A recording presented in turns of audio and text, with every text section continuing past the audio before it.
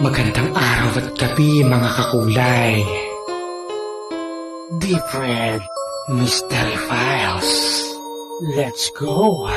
Magandang araw at gabi mga kakulay na nagpatunay. Ako nagbigay ng kulay sa inyong buhay. Malalim na pula sa horror ang ihahatid. Yan ang totoong meaning ng Deep Red.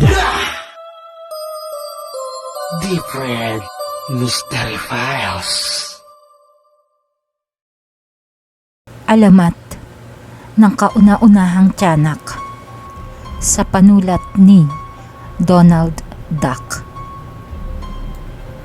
Taong 1606 sa lungsod ng Cebu. Ang kultura na pagbabago ng lahing Pilipino ay batay sa relihiyon. Ang edukasyon ay pinamahalaan ng mga pari sa pamamagitan ng pagbubukas ng mga paaralang parokya na siyang naging isang paaralang itinatag sa Cebu. Ang lahat ng mga tao ng panahong iyon ay bumabase lang sa mga utos ng simbahang Katoliko at pangaral ng mga pari.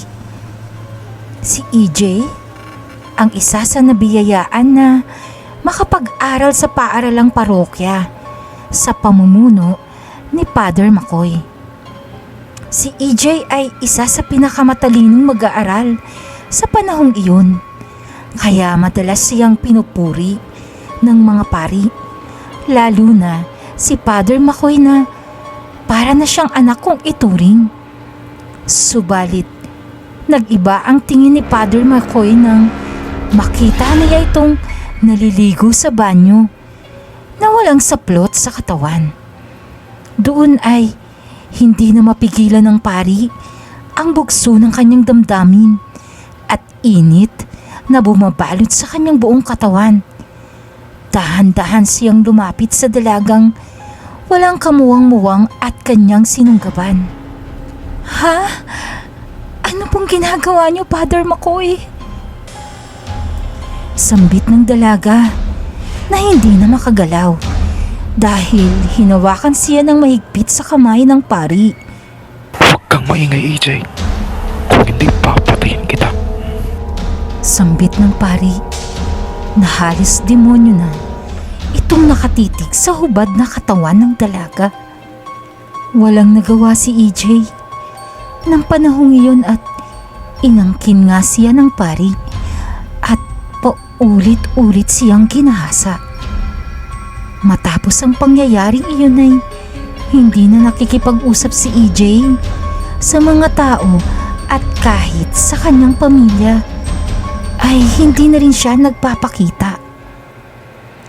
Hindi pa roon natapos ang pambababoy ni Padre McCoy kay EJ dahil sa tuwing gabi ay pinapasok niya ang kwarto ng dalaga upang maibsan ang libog niya sa katawan. Hanggang nagbunga ang kanyang kawalanghiyaan at nabuntis si EJ sa mura nitong edad. Dahil sa takot ng pari na malaman ang pambababoy niya, sa walang muwang na dalaga ay tinago niya ito sa isang kwarto na siya lamang ang nakakaalam. Doon, nagdusa si EJ at nais na niyang makalabas dahil nakakakita lang siya ng liwanag kung magdadala ng pagkain si Father McCoy. Nagsinungaling din ang pari sa mga magulang ni EJ. Sinabi niya sa mga ito na ipinadala daw ang dalaga sa Espanya upang doon na siya mag-aral at upang hindi na ito hanapin pa ng mga iyon. Para nang mababaliw si EJ ng panahong iyon dahil masahol pa siya sa isang alipin. At kahit malaki na ang kanyang tiyan ay patuloy pa rin siyang binababoy ng pari hanggang dumating ang araw ng kanyang pagsilang sa kanyang anak. Pader, tulungan mo ako. Nanganak na ako, Pader. Tulungan mo po ako. Malakas na sigaw ni EJ na bumalot ang boses sa loob ng simbahan. Pero halata na parang hinahabol na niya ang kanyang paghinga dahil nahihirapan na siyang palabasin ng bata sa kanyang sinapupunan. Dahil sa narinig ng pari ang boses ni EJ, ay nagmamadali itong tumungo sa sikretong kwarto upang tulungan ng dalaga. Subalit, pagdating niya roon ay nakita niyang umiiyak na ang sanggol dahil lumabas na ito sa sinapupunan ng kanyang ina. Subalit, si EJ ay bangkay na habang tuloy pa rin ang pagtulo ng kanyang mga luha. Nagmamadali ang pari na pinutol ang pusod ng sanggol at binalot ng tela. Pagkatapos ay inilagay niya sa labas ng pintuan ng simbahan upang makita ito ng mga tagapagsilbi ng simbahan, upang isipin nila na iniwan lang ito ng kanyang ina. Pagkatapos niyang ilagay ang sanggol na umiiyak, sa labas ay nagmasid-masid pa siya sa buong paligid upang makasigurado siyang walang nakakita sa kanya. Pagkatapos noon ay bumalik siya sa sikretong silid at binuhat niya si EJ upang ilibing sa likod ng simbahan. Napangiti si Padre Makoy dahil madaling araw ng anak si EJ, kaya wala pang tao sa labas ng simbahan at masarap pang natutulog ang mga tagapaglingkod ng simbahan o ang mga utusan niya. Habang naghuhukay si Father Makoy ay biglang gumalaw ang tiyan ni EJ. Dahil sa gulat niya, nabuhay pa ito ay paulit-ulit niyang pinalo ng pala ang ulo ng dalaga hanggang sa nadurog at hindi na makilala ang mukha nito. Subalit, ganun pa rin. Tuloy pa rin ang paggalaw ng tiyan nito kahit wasak na ang kanyang ulo. Dahil sa sobrang takot ng pari ay inilibing na lang niya ito kahit gumagalaw pa ang tiyan ni EJ na tila ba ay humihinga pa. Lumisan ang pari sa likod ng simbahan na pawis at nagmamadaling binalikan ng sanggol kung saan niya ito iniwan. Doon ay napangiti siya nang makita si Aling Crisel na karga-karga ang sanggol habang pinapatahan niya ito. Ano yan, Crisel? Tanong ng pari na parang hindi niya alam kung ano ang totoo. Father, may nag-iwan po ng sanggol dito sa harap ng simbahan. Ano po ang gagawin natin? Sambit ng ginang na tila ba awang-awa sa sanggol na karga-karga niya. Napakawalang puso naman ang nag-iwan ng sanggol na iyan. Dalhin na yan sa klinika upang malapatan ng gamot at makainom ng gatas. Pagsisinungaling ng pari, pero halata sa mga labi nito na siya ay nakangiti. Dahil sa walang nakakaalam na siya ang ama ng bata ay inampo na lang niya ang sarili niyang anak. Binigyan niya ito ng pangalan. Aileen ang nasa isip niya. Bininyagan niya ang bata sa pangalan niya. Pero sa tuwing dumadampi ang sagradong tubig ng simbahan ay umiiyak si Aileen na tila ba napapaso. Kaya itinigil ni Padre Makoy ang pagbendisyon sa sanggol at kinarga niya ito upang tumahan. Sobrang saya nilang lahat nang binyagan na ang bata at hinandaan nila ito ng sobrang dami. At ang lahat ng tao ay nagdagsaan sa simbahan upang makikain. Subalit dito na pala magsisimula ang malagim na mangyayari sa kanilang lahat. Habang lumalalim ang gabi, ay dahan-dahan namang nabibiyak ang lupa kung saan nakalibing si EJ. Doon ay may lumabas na sanggol na tila ba isang demonyo. May mapupula itong mata at may matutulis na ngipin. At ang tenga niya ay patulis din. At ang kulay ng balat nito ay tila ba sa isang bangkay na naaagnas. Hindi alam ni Father McCoy na kambal pala ang ipinagbubuntis ni EJ. Kaya ang lahat nakahayupan niya at pagdurusa ni EJ ay nakabuo ng isang nakakapangilabot na anyo ng isang demonyo sa anyo ng isang sanggol. Gumapang ito palabas ng lupa habang naglalaway. Para itong isang hayop na naghihintay ng kanyang mapipiktima. June, mahal, bakit dito pa tayo pumunta? Tanong ni Carol sa kanyang nobyo. Dito'y walang makakakita sa atin. Sapagkat pinagbabawal ni Padre McCoy na mayroong pumunta dito. Kung kaya't malaya tayo sa kung anong gagawin natin rito. Pabulong na sambit ni June sa nobya habang nakangiti. Si June at si Carol ay alagad ng simbahan. Gusto kasi ng kanilang mga magulang na maging pare at madre silang dalawa. Subalit hindi nila mapigilan ang bugso ng damdamin at umiibig sa isa't isa. Lagi na rin nilang ginagawa ang buhay mag-asawa. At ngayong gabi, doon sila sa likod ng simbahan kung saan naroon ang demonyong sanggol na nakamasid sa kanilang dalawa. Habang sarap na sarap ang dalawa sa kanilang ginagawa ay may bigla silang narinig na umiiyak na sanggol. Kaya hinanap nila kung saan iyon naroroon at nakita nila ang kaawa-awang sanggol sa dumuhang bahagi na walang saplot sa katawan. Naawa si Carol kaya binuhat niya ito upang patahanin.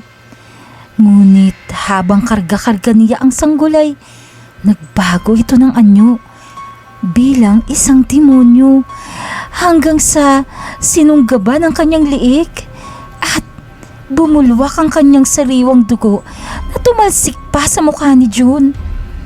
Halos hindi makapaniwala si June sa kanyang nasasaksihan dahil sa bilis ng pangyayari. Kitang-kita niya na hinahabol na ni Carol ang kanyang hininga habang hawak-hawak niya ang kanyang liig na tuloy pa rin ang pagdaloy ng dugo habang iniinom naman ng sanggol. Halos naging bato ang binata ng oras na iyon na nakatingin sa sanggol na tila ba isang demonyo na iniinom ang dugo ng kanyang nobya. Hanggang sa siya naman ang pinatay ng walang awa at ininom ang dugo niyang hanggang sa naubos. Pagkatapos na patayin ng demonyong sanggol, ang dalawa ay bumalik na ito sa libingan ng kanyang ina upang magpahinga. Kinabukasan ay naging balang lahat nang makita ang bangkay ni Carol at June sa likod ng simbahan. Ang usap-usapan ng mga tao ay pinatay ito ng mga mababangis na hayop dahil sa gutay-gutay nilang katawan at may naiwan pa na bakas ng mga matutulis na ngipin na bumakat sa kanilang mga balat. Lumipas ang 18 taon at nagpatuloy ang pagpatay ng demonyong sanggol sa mga nakatira malapit sa simbahan. At tulad ni Carol at June, ay ganun din ang ikinamatay ng ibang biktima. Si Eileen naman ay dalaga na at nagmana siya sa kanyang ina. Naging maganda at matalino, kaya maraming nanliligaw sa kanya. Pero si Christian lang ang sinagot ng dalaga dahil napapasaya siya nito at alagang-alaga. Simula nang nawala si Father Makoy at si Aling Crisel sa simbahan ay si Christian na ang katuwang nito at si Aling Jebby ang ina ng binata. Nagplaplano na rin sila na magpakasal kaya todo ipon ng binata upang makasama na niya ng habang buhay ang dalaga at doon na rin siya tumira sa simbahan upang mabantayan niya ang babaeng pinakamamahal niya. Subalit, isang gabi, habang tinatapon ni Christian ang basura sa likod ng simbahan ay bigla siyang inatake ng demonyong sanggol. Buti na lang at napansin niya ito na papalapit sa kanya, kaya nagbunos silang dalawa. Dahil may kalakihan din ang katawan ng binata ay madali lang niya itong naibalibag. Ngunit nang akma na niya itong hahampasin ng malaking bato ay bigla itong nagbago ng anyo bilang isang nakakaawang sanggol habang malakas na umiiyak. Dahil sa awa ni Christian ay nilapitan niya ito upang kargahin. Ngunit bigla siyang sinunggaban ng demonyong sanggol at pilit na kinakagat ang kanyang liig. Pilit namang hinihila ni Christian ang sanggol na anyong demonyo upang hindi nito maabot ang kanyang liig. Pero nanghihina na siya dahil sa lakas ng nilalang ng impyerno kaya napapikit na lang siya habang dahan-dahang bumabaon ang matutulis nitong ngipin sa kanyang liig.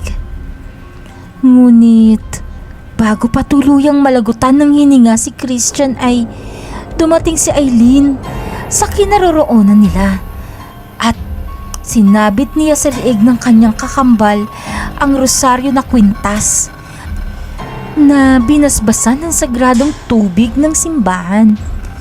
Kaya napasigaw sa sakit ang demonyong sanggol at dahan-dahan itong nagliliyab. Ngunit si Aileen ay ganun din. Dahan-dahan din siyang nanghihina at nararamdaman niya kung ano ang nararamdaman ng kanyang kakambal. Dahil iisa lang ang kanilang buhay. At siya rin ang dahilan kung bakit nawawala si Padre Makoy at si Aling Crisel. Dahil nalaman ni Aileen na bunga silang dalawang magkapatid ng kawalang hiyaan ng pari nilang ama. Alam naman iyon lahat ni Aling Crisel ngunit hindi ito nagsalita. Kaya dalawa silang pinatay ni Aileen at pinakain niya sa kanyang kakambal. Simula bata pa si Aileen ay madalas na niyang kasama ang kakambal niya at alam na ito ang pumapatay ng tao. Pero tinatago lang niya ang lahat dahil alam niyang kung mamamatay ang kanyang kakambal ay kasama rin siyang mamamatay. Dahil kung nasasaktan siya ay nasasaktan din ito. Ngunit ngayon ay pinili na lang niyang mamatay, alang-alang sa pinakamamahal niyang lalaki na si Christian. Kasabay ng pagkamatay ni Aileen ay nawalan din ng malay si Christian. Ngunit ang demonyong sanggol ay napigtas niya ang rosaryong kwintas at muli siyang nabuhay dahil na rin sa tulong ng Diyos ng impyerno.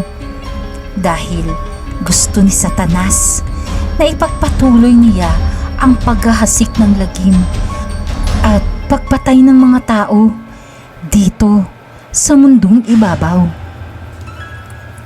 Nang muling mabuhay ang demonyong sanggol, ay nakita niya ang katawan nila Aileen at Christian na hindi na gumagalaw. Kung kaya't kinain niya ang mga ito nang walang awa. Pagkatapos niyang kumain ay pumunta na siya sa kagubatan upang doon maghintay ng kanyang muling mabibiktima. Sa tinagal-tagal ng panahon, ang demonyong sanggol ay tinatawag na natin ngayon na tiyanak batang hindi nabinyagan ng ipinanganak at naging anghel ng kadiliman. Wakas.